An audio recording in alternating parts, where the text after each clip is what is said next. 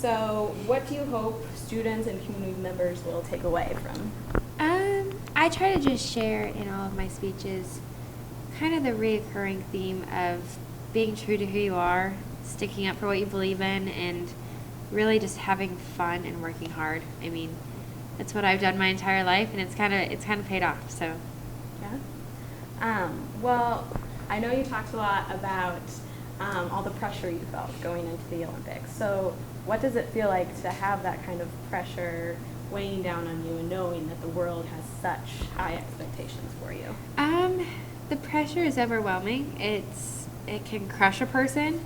You know, it's the few who are able to stay strong that really make it far, and it's hard to build yourself up that strong, but it's what it takes. It's a lot to handle, but I've had great people around me and family who have kept me grounded and sane and in one piece, and it doesn't last forever. So.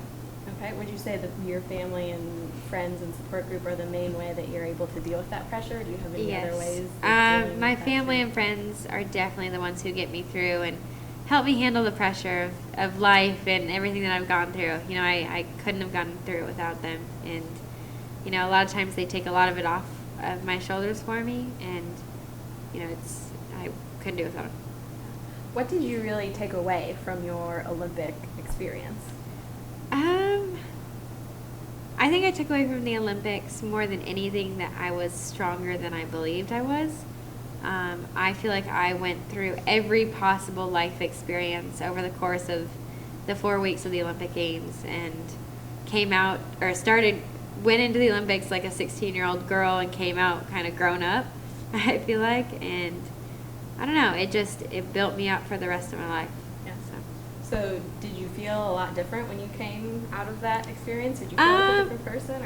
I did feel like a little bit of a different person. I felt like, again, I had grown up. I experienced this monumental kind of competition on a world stage by myself, and felt like I stood up for myself and proved myself and came out a more respected person. So.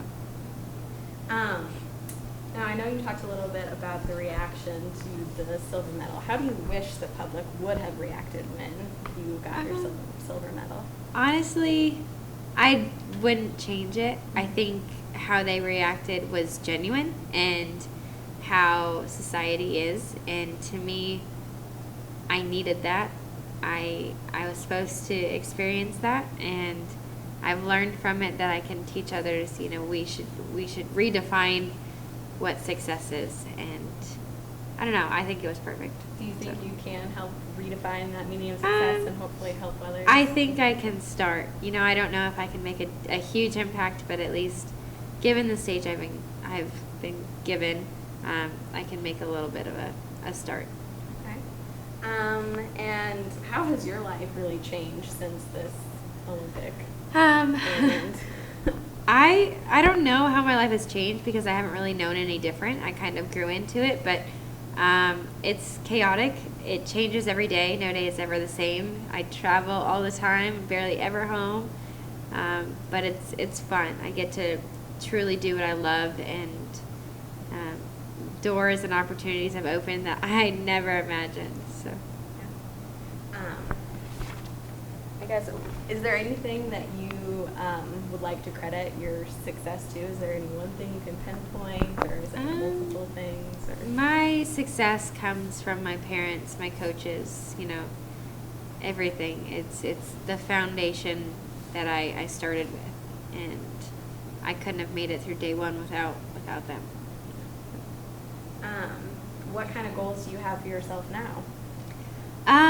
Goals for myself now are, I'm still working on them. I try to do small goals and successes every day, but college is a big one. Getting in, getting started, going through that. I have some new projects I'm working on, just small things, big things, but hopefully just seeing kind of my name continue. Okay. And I know you talked a little bit about the organization that you're hoping to work on for female athletes in the future. Can you talk just a little bit more about that? Yeah. I went to study in college sports psychology and nutrition dietetics in the hopes that I could start a company, an organization that helps mentor young female athletes just in the sports psychology side of it, but the nutrition, just giving them kind of a friend, not a professional, not a, an official nutritionist, but someone they really trust and feel like is a friend that they can confide in. Hopefully that can kind of direct them into a path that's more suitable for the rest of their life and not just something they have to figure out on their own. And you have a lot going on. Is there anything in particular you do to balance it all and keep yourself sane? I just got a puppy, and that pretty much keeps me sane. I feel like I'm a single mom and taking care of him, but Yeah. he's my right-hand man now. That's good. Now, you talked about one of the main things that kind of shaped who you are today, kind of social struggles early on in elementary school. So can you talk a little bit more about how did you feel that really made you stronger in who you are today? I think it forced me to be my own person. I feel like a lot of kids find their worth in who they are in other people and not in themselves. They become other people, and with me, since I didn't necessarily fit in, since I didn't go into social groups and clubs, I had to be my own person, and I was really thankful for that because it made me a stronger person throughout my life, and something I could kind of teach other kids too. Okay. So what words of support would you offer to young girls who might be going through a similar time, who might be feeling kind of sad? Or I would say, it's really hard. It's hard not to just take the easy route and be in the popular group or, act a certain way or wear a certain thing. But in the end, being true to who you are and being the person you're meant to be is going to pay out, tenfold. Okay. And then what do you think is some of the most important things to foster in young athletes? I'd say some of the most important things to foster in young athletes is having fun. Again, I don't think a big enough emphasis is put on having fun in kids anymore. It's all about success, and that's it. So teaching kids to find a true passion, to work hard towards their passion, and enjoy it along the way, that will bring success on its own. And then last question, is there anything people might be really surprised to learn about you? They think they know you from what they see on TV.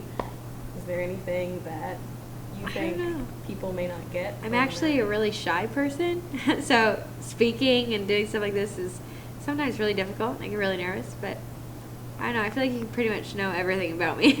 It's all on Google. But